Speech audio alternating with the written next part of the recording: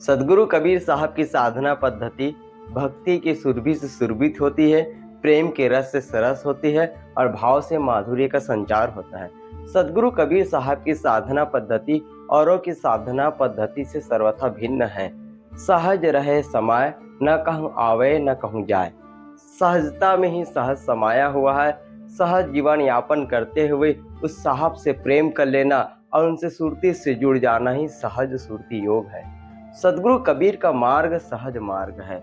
उनकी अनुभूति सहज अनुभूति, उनकी अवस्था सहज अवस्था और उनकी भाषा शैली सहज भाषा शैली और उनकी समाधि सहज समाधि। उनकी भाषा शैली के संबंध में यदि बात करें तो उस समय सदगुरु कबीर साहब के समकालीन संस्कृत भाषा का बहुत ही प्रचलन था। संस्कृत भाषा केवल ब्राह्मणों तक सीमित था, लेकिन अन्य लोगों तक ज्ञान नहीं पहुंच पा रहा था। सदगुरु कबीर साहब ने जनमानस को संबोधित करने के लिए, उनको ज्ञान बताने के लिए आम भाषा का, जनमानस भाषा का प्रयोग किया है। सदगुरु कबीर साहब के जैसे ही गोस्वामी तुलसीदास जी ने भी कहा है कि का भाषा संस्कृत, प्रेम चाहिए साँच, जब काम आवे कामरी, का करिए कुमाच। गोस्वामी तुलसीदास जी कहते हैं कि प्रेम होना चाहिए परमात्मा के प्रति। जरूरी नहीं कि संस्कृत भाषा ही हो, प्रेम की भाषा ही सबसे बड़ी भाषा होती है। यदि ठंड लग रही हो तो जहाँ कंबल काम आता है वहाँ मखमली साल काम नहीं आता है। जैसे यदि किसी व्यक्ति को भूख लग रही हो, उसके थैले में अगर हीरा हो तो हीरे को खा करके उससे मरना थोड़ी है। हीरे को खाएगा तो मर जाएगा। जहाँ भोजन काम आता है वहाँ हीरा काम नहीं आता है। वैसे ही उस समय सदगुरु कबीर साहब लोगों को समझाने की जनमानस भाषा का ही उपयोग करते, सरल भाषाओं का उपयोग करता है। सदगुरु कबीर साहब के यदि हम साकित शब्दों को देखते हैं, पढ़ते हैं, सुनते हैं तो हमें उसका बहुत ज़्यादा अनुवाद करने की आवश्यकता नहीं पड़ता है, क्योंकि सदगुरु कबीर साहब ने बहुत ही सीधे सरल शब्दों का ही उपयोग किया है जनमानस की भाषा का। जैसे हम उदाहरण लेते हैं, जैसे 1 किलोमीटर दूर में एक जन समुदाय है और 1 किलोमीटर दूर में कोई व्यक्ति है और उसको अपनी बात वहां तक पहुंचाना है।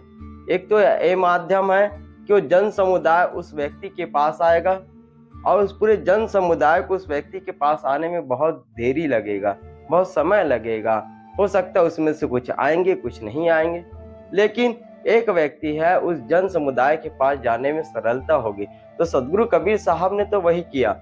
सदगुरु कबीर साहब जनमानस के बीच में गए और जनमानस के बीच में जा करके उन्हीं की भाषा शैली में सदगुरु कबीर साहब ने उनको संबोधित किया, आत्म चेतना को जागृत किया और आत्म चेतना को जागृत करके उनके भीतर जो अज्ञानता था उस अज्ञानता को मिटाने का प्रयत्न किया।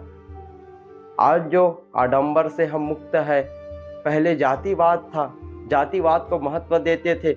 जो ऊंचे जाति के लोग होते थे वे महान होते थे, जो छोटी जाति के लोग होते थे वो महान नहीं होते थे।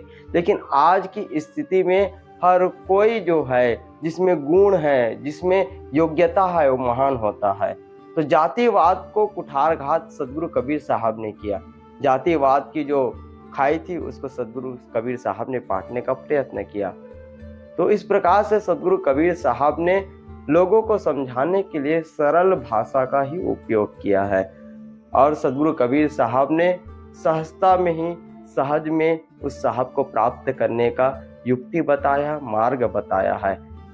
इस प्रकार सदगुरु कबीर साहब के वाणी वचनों से उस सहज स्वाभाविक आत्म तत्व को अनुभूत किया जाता है और उस आत्म तत्व को अनुभूत करने के पश्चात हमारे जीवन में एक सहज आनंद की दिव्य धारा अमृत बहता है और उस सहज आनंद अमृत को प्राप्त करके यह मन सहज मतवाला हो जाता है। और जब मन सहज मतवाला हो जाता है तो इस संसार का सुख फीका हो जाता है और शास्त्रों का ज्ञान मुख बधिर हो जाता है। साहे बंदगी साहे।